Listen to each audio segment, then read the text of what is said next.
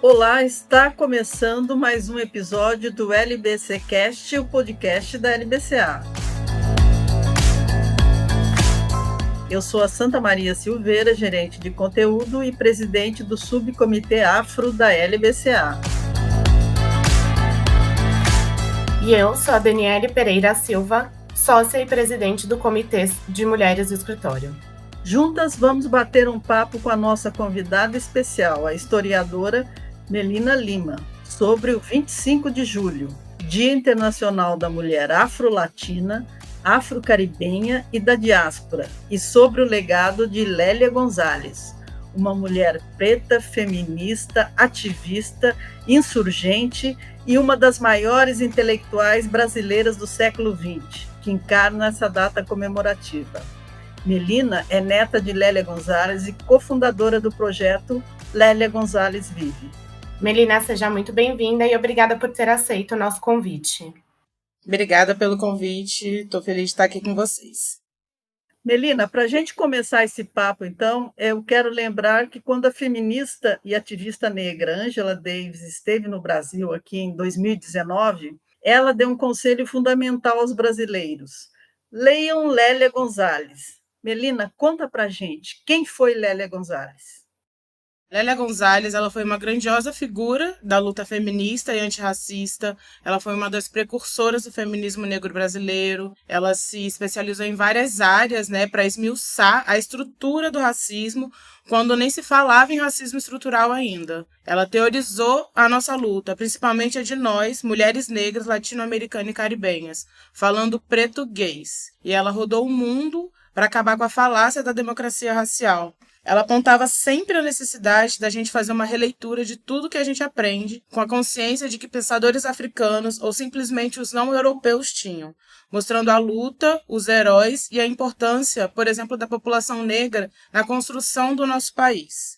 Nos anos 80 e 90, ela já falava da necessidade das políticas de ações afirmativas, falava sobre a regularização do trabalho das empregadas domésticas. Então, esses são algumas coisas dessa personalidade Lélia Gonzalez.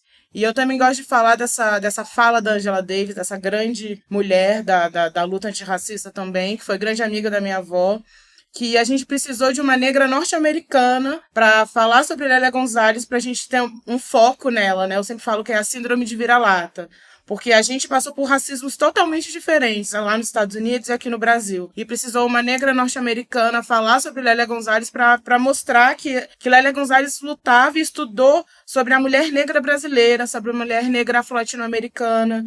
Então, é muito importante a gente ter essa consciência também da gente sempre olhar para o outro ao invés de olhar para a gente. Melina, você entende que a Lélia foi a primeira a romper com a ideologia de que no Brasil há uma democracia racial? Sim, ela foi uma das pioneiras, No Brasil, a gente teve uma política de aniquilação da população negra, que era essa falsa ideia de democracia racial fazia parte, dessa ideologia. Então, ao apontar que a gente vivia numa harmonia, dá essa falsa ideia de que a gente é igual, que a gente não precisa lutar pelos nossos direitos. Então, quando a própria população negra acredita que está tudo bem, que somos todos iguais, a desigualdade racial, a desumanização pelo fator da pele continua. Então, a minha avó viveu e rodou o mundo para apontar que a gente não vive nessa mentira. Melina, por uma questão até da limitação de língua, a gente fala português e o resto da América Latina fala espanhol. A Lélia foi uma das poucas que defendeu o feminismo afro-latino-americano, correto?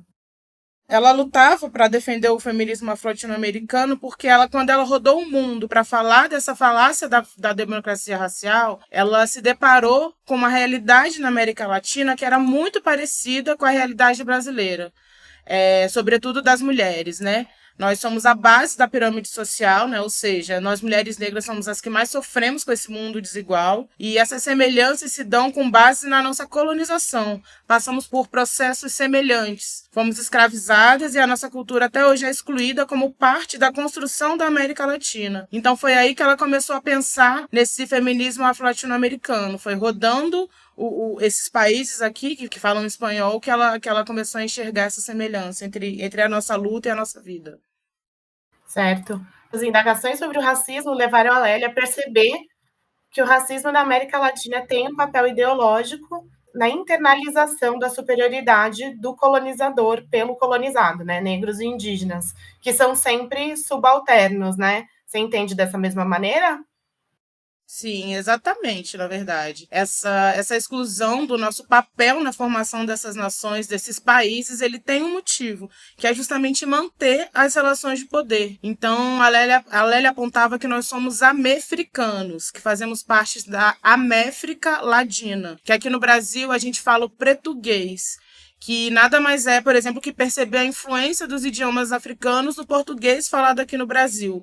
Quando a gente vê alguém no Morro do Rio de Janeiro falando Flamengo, e você acha que essa pessoa está falando errado, que ela não sabe falar, na verdade essa pessoa está falando com a influência secular dos idiomas africanos, que não tem o L no seu vocabulário. Enquanto isso, você vê alguém no sul do Brasil, por exemplo, errando uma conjunção verbal, errando um plural, e você acha ok. Agora, quando é um negro falando errado, você acha que a pessoa não sabe falar, enfim, um exemplo, né, desse racismo linguístico, né, e da influência do idioma africano no português falado aqui. E, além disso, ela, nas viagens dela, né, como uma boa antropóloga, ela percebeu que o espanhol, o francês, o holandês, falados aqui na América Latina, né, eles também passavam por essa influência. Então, é muito importante a gente ter essa noção e essa consciência dessa aniquilação da nossa cultura, da nossa influência, para manter as relações de poder. E, Melina, a Lélia foi uma mulher feminista pioneira. Eu lembro que, por exemplo, ela foi colunista de um jornal feminista chamado Mulherio, no qual eu trabalhei também, mas em épocas diferentes. Em que momento ela percebeu que as demandas do feminismo só atendiam às necessidades das mulheres brancas? Bom, eu acho que para começar, a minha avó, ela fazia parte do movimento negro e ela não se sentia contemplada com as pautas de mulher no movimento negro. E ela fazia parte do movimento feminista e também não se sentia contemplada em relação às pautas raciais. Então foi aí que ela viu a necessidade de fazer um movimento de mulheres negras. Então é importante também falar que foi no movimento negro que ela conseguiu esse espaço. Foi no movimento negro que ela conseguiu se organizar junto a outras mulheres para pensar em ações e soluções para mudar essa realidade. Porque, por exemplo, o feminismo, ele lutava por trabalho, para as mulheres poderem trabalhar. As mulheres negras sempre trabalharam. A gente estava lutando pela legalização do nosso trabalho. Então, são lutas diferentes e enxergar que essas lutas são diferentes tem muita importância, né?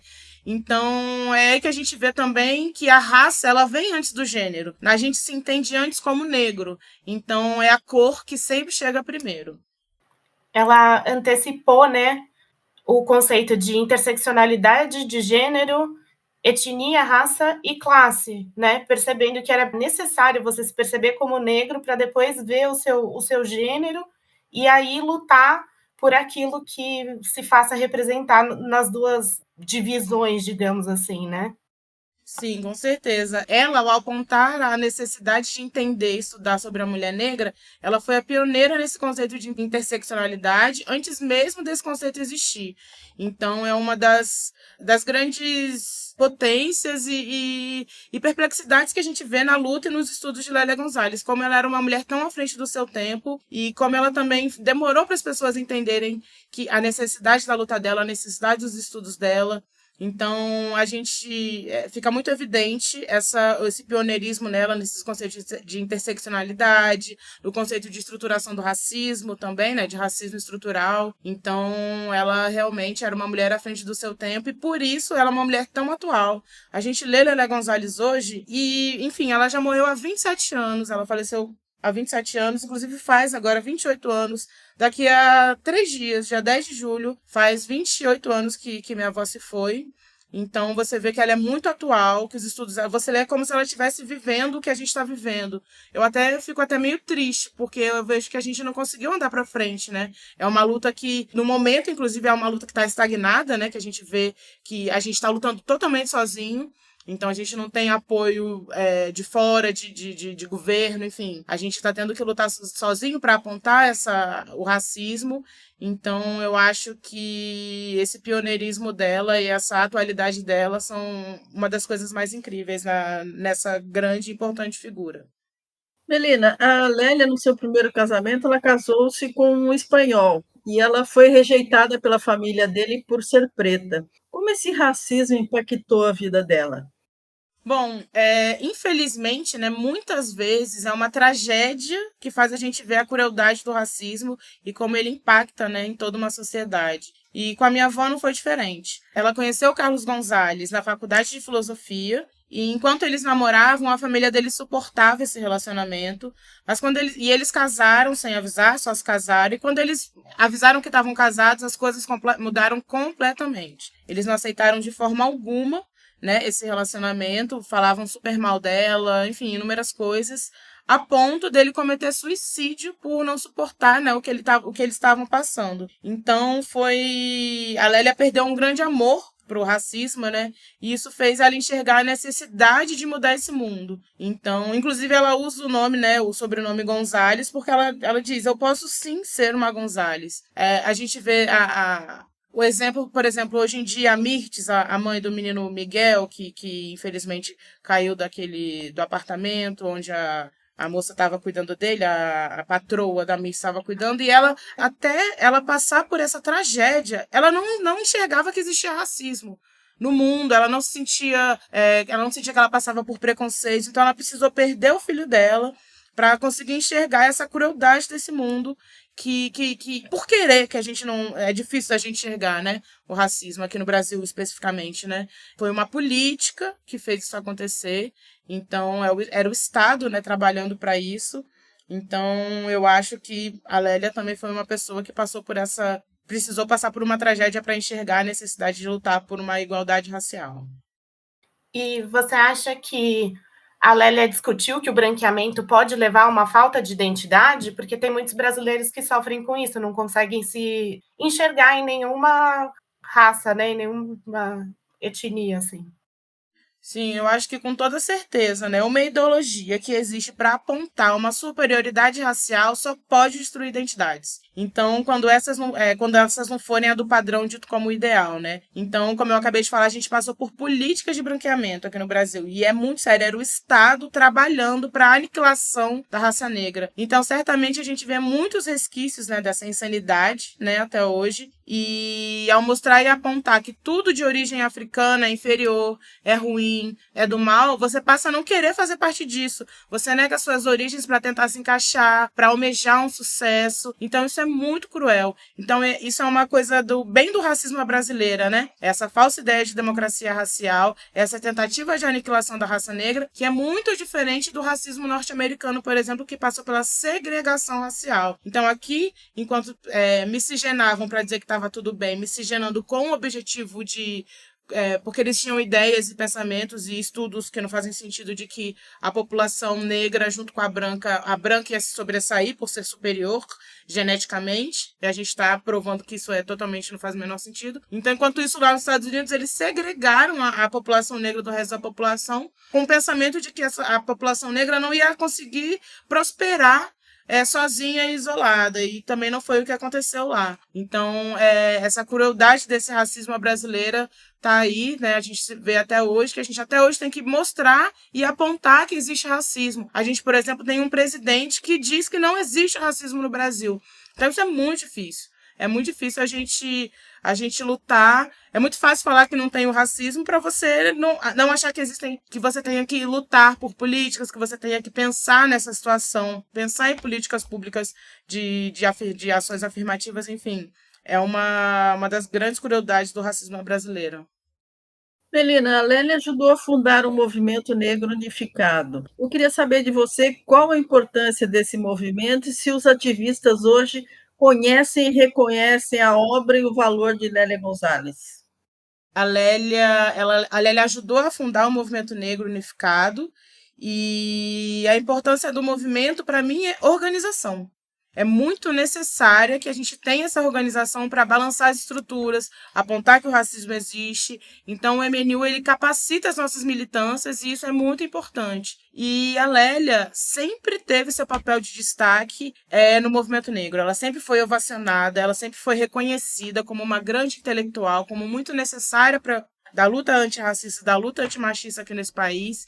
Então, Eu sempre fico muito feliz e e é o que eu já falei. O movimento feminista agora precisou da Angela Davis falar de Lélia Gonzalez para muitos brasileiros e brasileiras reconhecerem, saberem quem é Lélia Gonzalez. Mas o movimento negro, ela sempre teve esse papel de destaque reconhecido. Então é um movimento muito importante que esse ano está fazendo 44 anos e é uma luta constante e diária, e o movimento negro ajuda a organizar a nossa luta. E aí a gente está chegando no final já, é uma pena, mas para encerrar a gente queria saber de você qual que é a responsa de ser neta da Lélia e o que é exatamente o projeto Lélia Gonzalez Vive. Bom, a responsa de ser neta de Lélia Gonzalez é gigante. E na verdade é uma felicidade imensa. Eu tenho muito orgulho de ser neta dessa grande mulher. É um legado que, além da nossa família, né, ela não deixa um legado só para a família Almeida, né? Ela deixou um legado para o Brasil, ela deixou um legado para o mundo, e a gente tem muito orgulho desse legado. Então, manter e espalhar esse legado é muito essencial e é muito necessário. Foi aí que surgiu o projeto Lélia Gonzalez Vive, que é uma parceria entre nós da família, né, da Lélia, a ONG Nossa Causa e voluntários de várias partes do Brasil. Então, o objetivo da gente é o quê? É espalhar a palavra de Lélia, é manter vivo esse legado e popularizar o pensamento dela. Então, inclusive, a gente tem o foco nos canais digitais, que é para atingir um público bem amplo e levar o pensamento dela para além do ambiente acadêmico. Então, primeiro que é muito importante, que é a primeira vez que a família, de fato, está tocando um projeto sobre Lélia Gonzalez. A gente sempre está envolvido com tudo que é de Lélia Gonzalez. A gente sempre fez parte de tudo há muitos anos, mas a gente agora, de fato, está tocando um projeto. Inclusive, a gente agora está nos trâmites finais do Instituto Memorial Lélia Gonzalez, que era um grande sonho dela, né, que a gente movimentasse esse legado, que é um instituto que até o final do ano ele vai ter início, mas é um instituto que está aí também para fazer coisas culturais, os livros dela, publicações de livros, ajudar nessas publicações dos textos dela, dos livros dela. A gente também faz programas de capacitações educacionais, por exemplo, falar sobre o racismo nas escolas, falar sobre a necessidade da capacitar os profissionais, inclusive, para falar sobre a história africana, né? Porque a gente tem uma lei, mas a gente não vê as pessoas muito capacitadas para isso. Então, são trabalhos que o Instituto Memorial também vai fazer. Então, é uma felicidade ser neta dessa grande mulher. E a gente está aí movimentando o legado dela e espalhando para o mundo inteiro. A gente está muito feliz também que o livro dela, a gente agora relançou O Lugar de Negro, né, pela Companhia das Letras. Teve Por um Feminismo Afro-Latino-Americano, que também está sendo publicado em várias línguas. Enfim, Lélia está rodando o mundo e a gente está super feliz com isso. Maravilha, Melina, eu queria agradecer muito esse papo transformador aí sobre as ideias de Lélia Gonzalez. Obrigada, Dani, e a todos vocês que nos acompanharam até aqui. E fiquem ligados no próximo episódio do LBCcast.